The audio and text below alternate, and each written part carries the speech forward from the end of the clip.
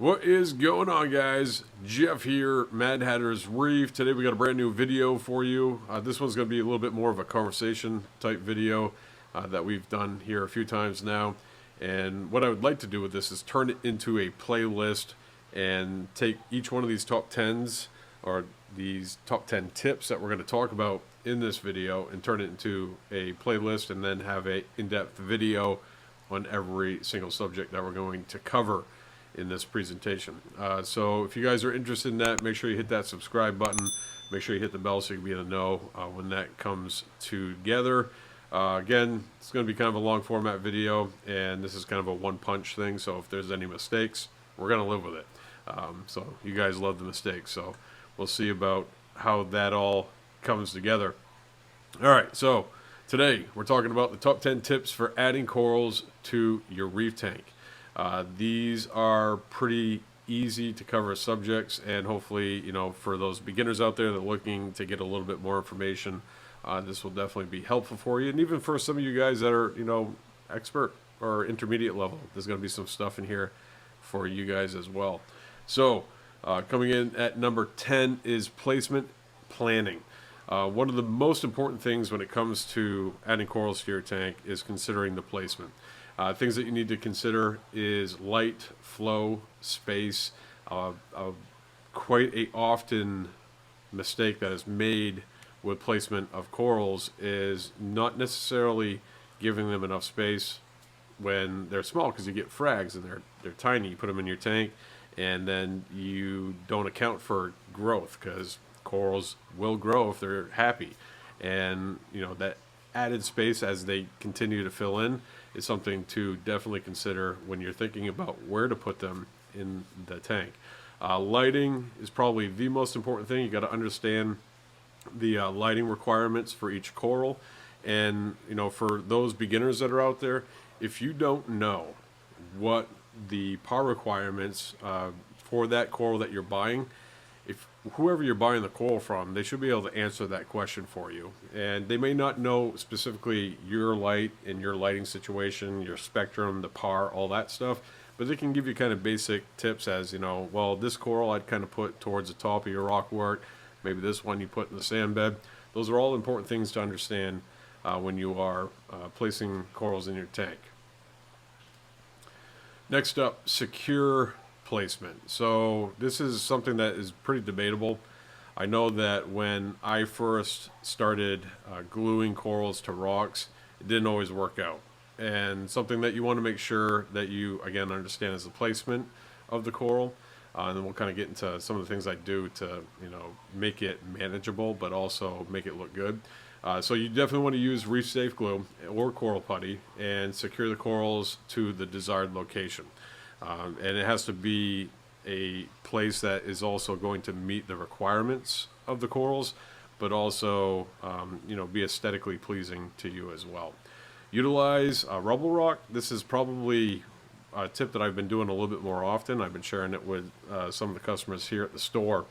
And what I like about taking a little piece of rubble rock, this is not rubble rock, and it's probably going to be hard to see, but like a little piece of rock, something like this, you can kind of see it in the palm of my hand there. You can take your coral frag. You might want to get a little piece of rock that's a little bit bigger. Glue or use coral putty to secure that coral to that piece of rubble rock. And then you can take that rubble rock and then place it on your rock work.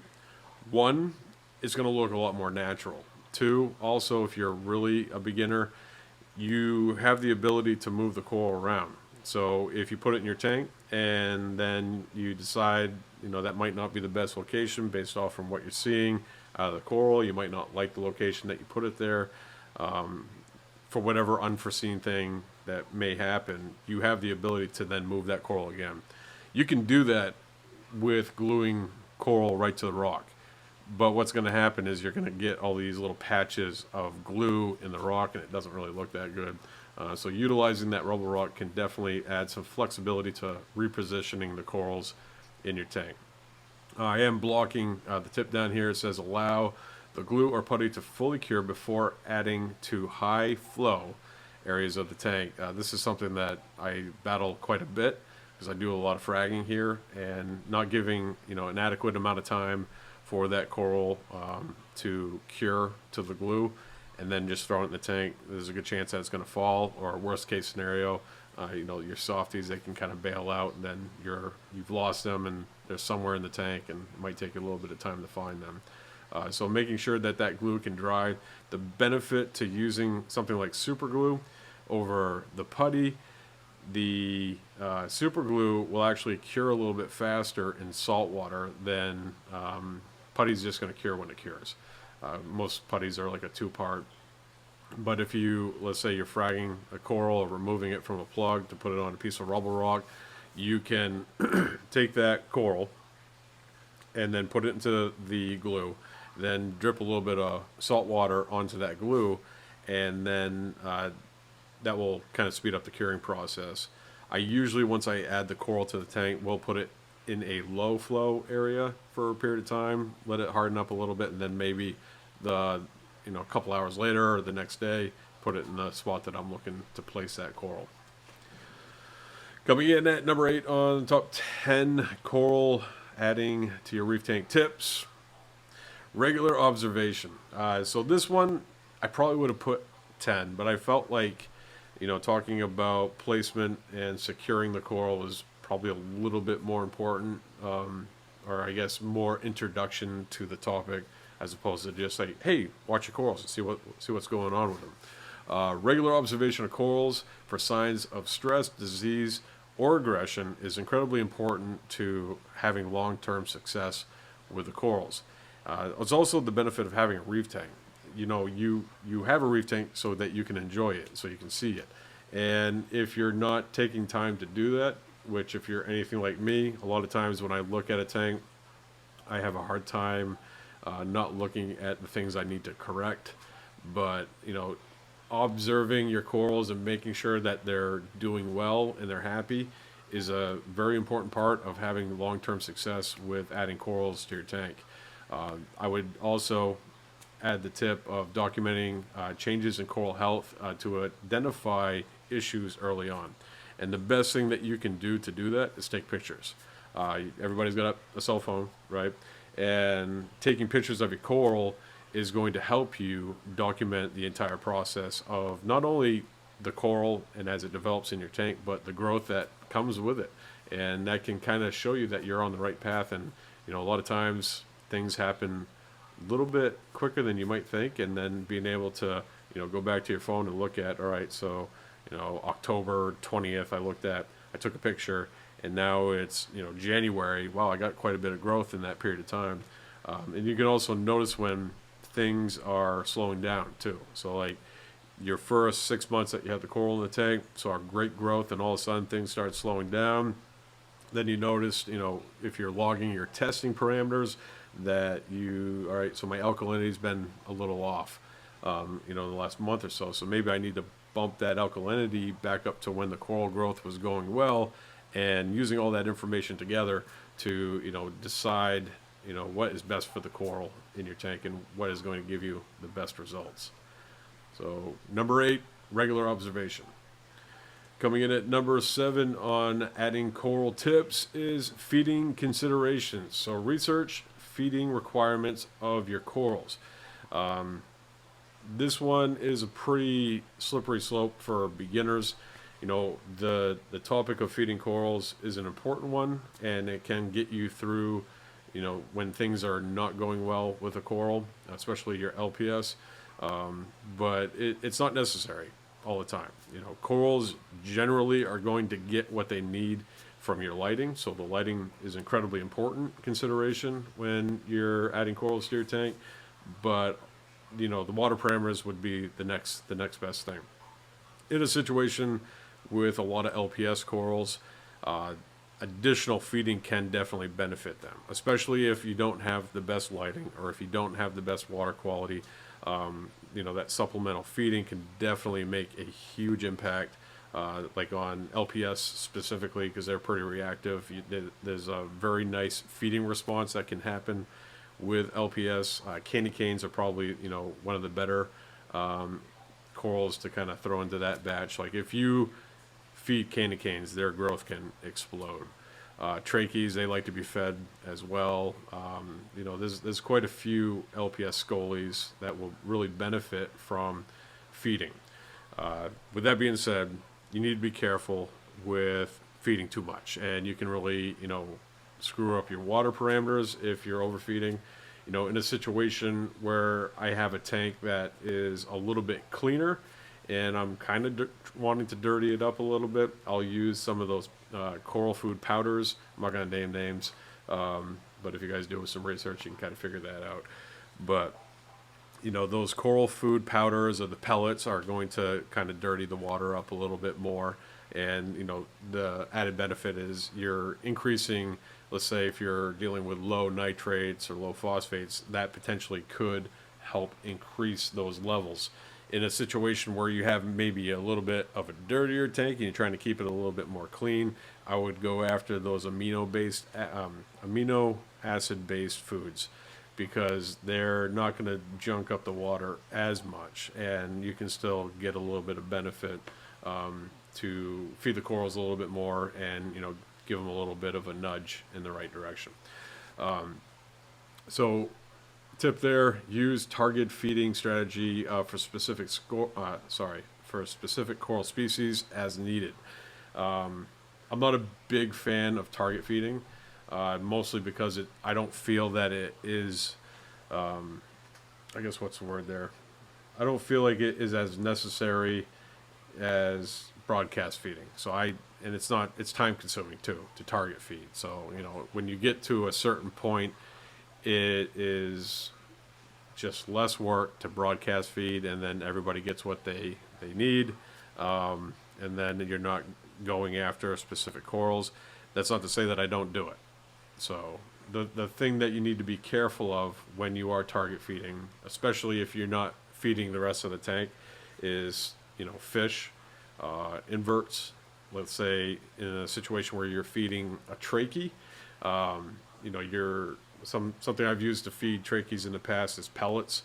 And what I'll do a lot of times with pellets is I'll put my hand, I'll pinch the pellets between my fingers, and I'll put my hand in the water and allow those pellets to absorb some of that water, and then hold it, an inch or two above the coral, and then just let them go. And most of the time, they're going to sink, and then the coral will grab them, close up. Hopefully, that's the ideal situation. Not too long ago, actually, I had a half black tang in one of my coral tanks, and I was feeding some scolies, and he realized I was doing that, and I can't recall if I fed him. I think I fed him already, but he was going after the food in the scolia, and that's a no-go in my shop. So I chased him off, and then I had to protect the scolies while they finished eating. One thing that I've used in the past to create a barrier, so a shrimp's not going to jump in the trachea, or a fish isn't going to try to steal some food from it, is take a 2-liter bottle and cut the bottom off from it, and then sink it so it's you don't have this big air bubble in there. Cut the bottom off and then just put it over the coral, and obviously a bigger coral, you might need a bigger container, but that little narrow top is going to allow some of the water in there, but also protect the coral from a fish or invert that's trying to snag some food. So coming at number 7, feeding considerations of the corals, definitely an important topic.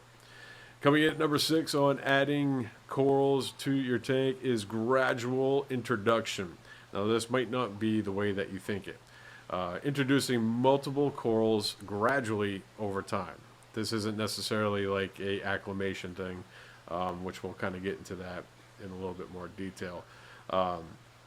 So it's hard, especially if you're in a situation where you're trying to, justify shipping, especially if you're shopping online. A lot of times that shipping rate is going to, make you want to buy more. And in some cases, it works out. But other cases, adding too much coral to the tank, especially if you're a new hobbyist and trying to figure everything out, may not be the best road to travel and could potentially end in heartbreak, especially if you're really new.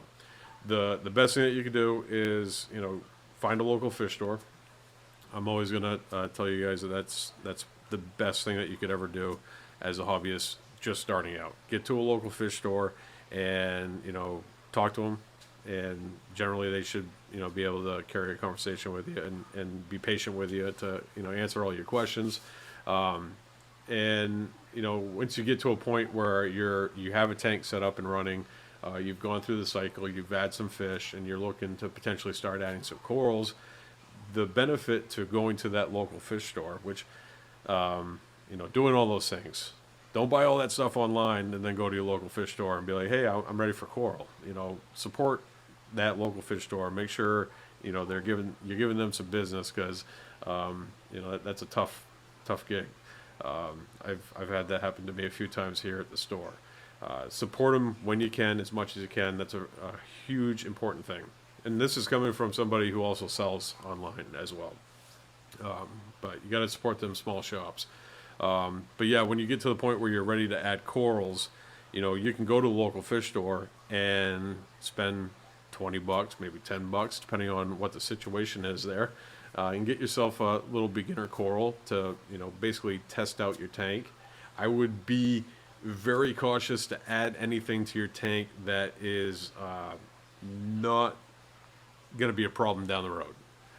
Right? So you want to make sure that you're not buying something that is going to just take over your entire tank. And that tends to be what I see a lot of new people do when they're first starting out, is add a Kenya tree, because they don't want to kill the coral and they want something that's hardy. And they end up with a tank that's full of Kenya trees.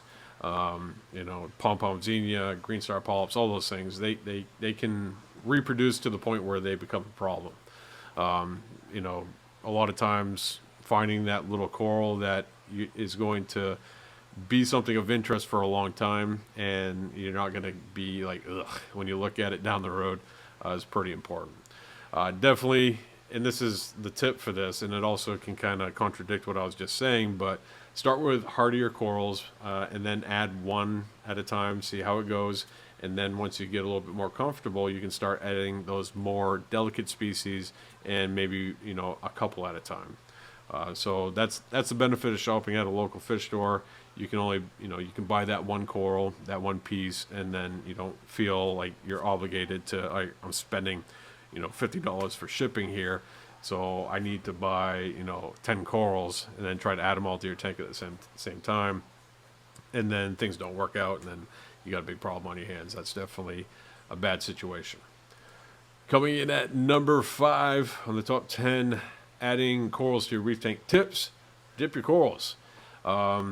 Pretty loaded subject. This is something that we've documented quite a bit here on the YouTube channel. Very important to do. Always dip your corals. Doesn't matter what the person says to you that's selling the coral. And actually, I say this to quite a few people that come into the store and buy stuff. There is never a point where you'd be like, you know what, you're an all right guy. I know you take care of your stuff. I'm not going to dip corals that I buy from you. And don't do it. Always protect yourself. Always dip your corals. There's never a situation not to dip your corals. Coral dips, there's quite a few of them out there. Some of them have, different uses over others. And, when we kind of dive into these individual videos, that's something that we'll talk about in there. But you want to make sure that you're using a coral dip, which is a solution that's going to remove pests from the coral. And there's a lot of talk out there by people that I got a quarantine process, and this is coming from people that sell corals. Our quarantine process is the best. We don't have any issues in our stuff. And, when you buy from us, you can buy with confidence. Dip your corals. That's all I'm going to say. Make sure you dip them. Tip, use separate containers for each corals to avoid cross-contamination. That is definitely something that's geared towards your beginner hobbyists. I'm going to tell you right now that I don't always do that.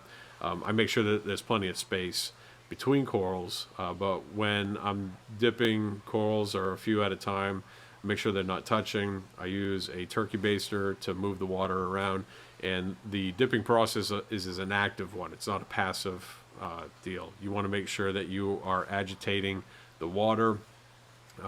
Make sure that you are blowing water over the corals, because what you're trying to do when you are dipping those corals is knock any potential pests off from the coral. And a lot of times, you know, zoanthids have like the most amount of things that eat them, I think, almost out of any other coral in the hobby. And a lot of times those pests, you know, they have their life cycle. They start out as babies, they grow up, they turn into adults, and they make babies too. Well, they usually lay those eggs right next to the food source so that the baby doesn't have to go too far to get a meal. And a lot of times, you know, that's the importance of making sure that you're keeping that water moving, using a dip, a really good dip, a reputable dip, and making sure that you're not skipping this process, because if you're not dipping your corals, it's only a matter of time before you have problems. So coming in at number 5 on the top 10 tips for adding corals to your reef tank is dip for pests. Coming in at number 4, acclamation. And this is another one that might be not quite what you think, but kind of what you think. So you know how I like to contradict myself. Gradual acclimation of corals to the tank's conditions. And this isn't so much like dipping, dripping. Drip acclimating corals. I've never drip acclimated a coral in my life. And I'm not ever going to sit here and say that I'm doing that. I think, you know, to a degree, it is important to make sure that, you know, there isn't a drastic difference between your tank's parameters and wherever you're sourcing your corals from. And that kind of goes, you know, with keeping up on your parameters, testing, seeing where stuff's at, because if you get stuff out of whack, you really shouldn't be buying corals. And then also, you know, where you're buying your stuff from, making sure they got good water quality there as well. But when I introduce corals to a tank, the first step is floating them. And I will float them, and there's a number of ways that I, you know, source corals. A lot of it is shipping. I will buy corals locally when I can, but usually I will take the bag, container, whatever it's in, put it in the tank with the lights off, or in the sump if I do have the lights on at that point in time, and make sure that it is getting acclimated to the temperature of the tank. And then from there, once it's been about 20 minutes floating, I will take the coral out of the bag, and then I will temp it real quick to make sure that the bag temp is similar to the tanks. Then I'm going to dip the coral.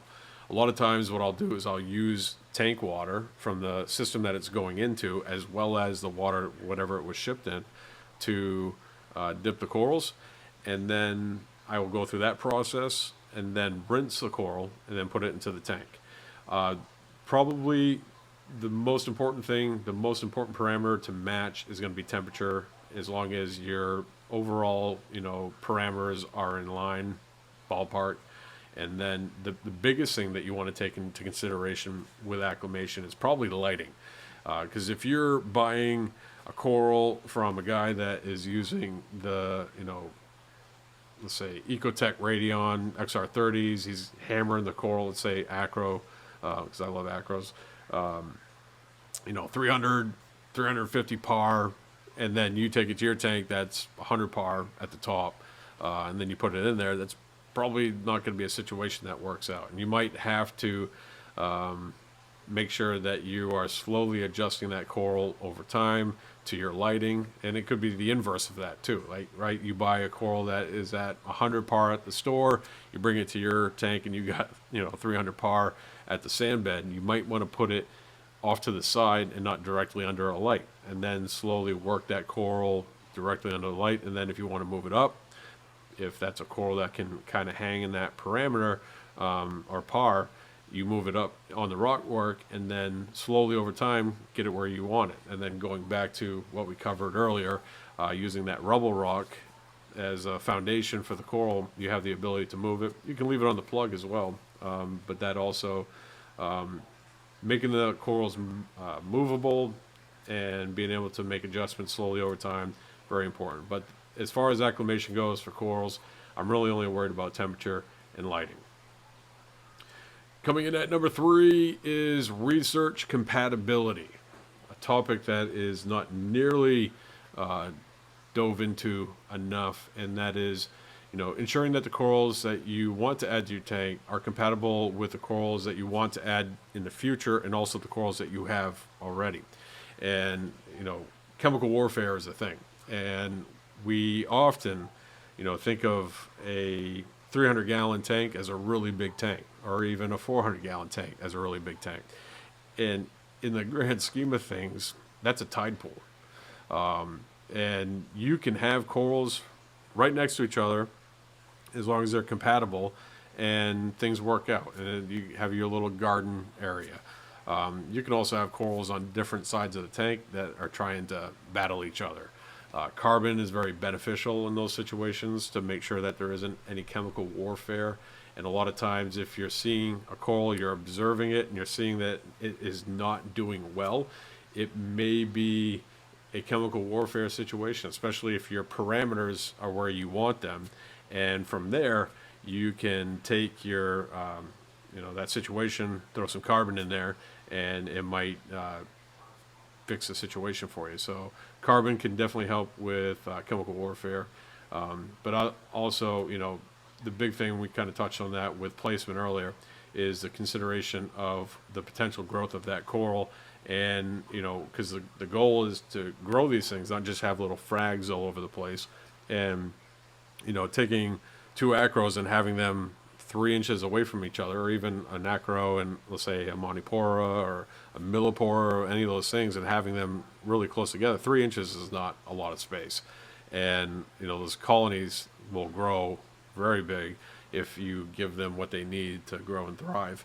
And that could eventually, end in a problem. And one of those corals, they could work together and just kind of grow in, but most likely they're probably going to have a little bit of battling going on, and that definitely can lead to some long-term problems or even the loss of corals. Coming in at number 2, quarantine your corals. Now, this is an end goal. This isn't necessarily, something that you need to do, but I think as hobbyists, if we start doing this a little bit more often, we're going to have much better results from it. Quarantining new corals separately before introducing them to your main tank. And this isn't obviously like a situation where you quarantine fish and you have an individual fish in an individual tank and you give it 30 days. This might be more of a situation where you have a quarantine tank and your new arrivals go into the tank, and this would probably suit a situation where you're buying online and you're buying multiple corals at a time, because obviously you have to justify the cost of maintaining another tank. You don't have to go ham on it. You don't have to have the biggest quarantine tank ever, but it is beneficial to have a tank that you just put the corals in, and you don't even really have to do much. You just put them in there. They're going to be all right. Obviously maintain the parameters and all that stuff. It's going to add to the maintenance of what you do weekly, but observing those corals and seeing what happens for a period of time. Obviously, you're going to dip them the same as you would if you were just adding them to your display tank. Excuse me. And the benefit to that is, if in fact you do have a coral, even though that you dip it, because things can still happen even though that you're dipping. You dip the coral, you put it in the quarantine tank, and something comes afoot. It's a zoanthid, and all of a sudden they're closing up, and then your parameters are decent. You're not hammering them with light. They're not, melting away or anything like that. I had years and years ago, I had a little tiny tank setting on the desk, and this was kind of my setup. And, I was editing videos for the channel, and I look at the zoanthid, it's all closed up. But I saw a skirt still just the same. And I think this is a video. I'm pretty sure I documented this when I saw it. And it was the same color as the zoanthid, but I knew the zoanthid was closed, but I still saw a skirt. It was a zoanthid eating nudibranch. And a lot of times they'll take on the color of the zoanthid. So it makes them really hard to find. And I got it out of there. I dipped it, knocked off a bunch of babies, or nudibranchs and then put it back in, and then a couple weeks later there was more on there. Then dipped it again, and then eventually I got it to a place where there wasn't an issue anymore. And that's kind of the idea of a quarantine tank, because if you buy a coral and you dip it, a lot of times, you would think that that dip process would knock it off. Like I dipped it, I shouldn't have any problems at all. Well, a lot of times it's not going to have an impact on eggs, and if you might knock off the adults and kill them off, but if there's eggs on that frag, they can make it through the dipping process, and then they hatch, and then if you have a tank full of zoanthids and you add that one more that is infected, then it's a game over scenario, and it's going to be a nightmare to try to correct that. The benefit of having that quarantine tank, you can literally set it up, put your corals in there, dip them obviously, or not dip them. That could be a way that you use that too. Obviously you want to do some research on that stuff, but just see what happens. And then if something comes up, then you do the dip process, give it a week, and then dip it again, give it a week, then dip it again. Make sure you're doing water changes, that whole thing, and you can beat the problem before you're introducing it to your display tank. And that's the benefit of quarantining your corals, because you get to a certain point in this hobby, and it's kind of the same idea with fish and disease and that sort of thing. It always seems like it's at like the last one, that one more fish or that one more coral that you add to that tank, and then all of a sudden you got a problem, and then you're playing defense, and it's not a fun place to be, especially with the money that's associated with a lot of this stuff. So an ounce of prevention is definitely going to save you a lot in the long run. So definitely something to look at. I know it's not cost effective for everybody, but at the very least, if you're dipping in corals, you're going to prevent some major issues from happening. But if you want to take it to the next level and protect yourself, a quarantine tank for your corals, huge thing. You're not running chemicals in it like you are with fish. You're just running a tank and then dipping actively and throughout a period of time of isolation. And coming in at the number one spot, and this was one that I was like, maybe 3, maybe 2, but I think it's probably the most important thing that you can do when you are in the process of adding corals to your tank is understanding your parameters and knowing your tank. I've said this a few times on the podcast. I've learned more about corals, reef keeping, everything about testing my tank and observing my tank than anything that I've ever learned. On the internet, any article I've read, any magazine, any book, that observation and that testing, and then seeing how things are interacting. And I think an important part of that is also keeping a log and monitoring these things and see how things change over time. Obviously, taking pictures of stuff and putting basically all this stuff together with monitoring your parameters is a huge step for success with corals. And in rank, because I have it written out here for you, it's like the importance of the way I personally look at parameters. The most important parameter is temperature. I am looking at that temperature, making sure that it's in that safe range, and I test. I used to observe it daily as a hobbyist. I do it multiple times a day here at the store for all the systems, and I have a number of different ways that I do that. The next most important thing is salinity for me, and making sure, because we are keeping a saltwater tank, super important, obviously to maintain that salinity. A little bit different of a scenario in a store as it is in comparison to like your home, because if you're using an auto top off, if you have it's not quite as crazy as it is in a store where, like yesterday, I had a really busy day, and like I was just topping the tanks off all day. And I don't run auto top offs on those tanks because I'm trying to maintain that salinity. Next up is alkalinity. Alkalinity swings quite a bit, depending on what you got going on in your tank. I would monitor alkalinity, specifically in my systems, like twice a week. That's usually how often I'm looking at alkalinity. Calcium, magnesium, NO3, and phosphate, I'm keeping tabs on that once a week. So temperature, salinity daily. Alkalinity I'm doing a couple times a week, and then calcium, magnesium, NO3, nitrate, and phosphate. I'm keeping eyes on those once a week. And test and adjust water parameters regularly to maintain stability. Huge thing there. You got to test, you got to log, you got to document, and that is going to drastically increase your success with corals.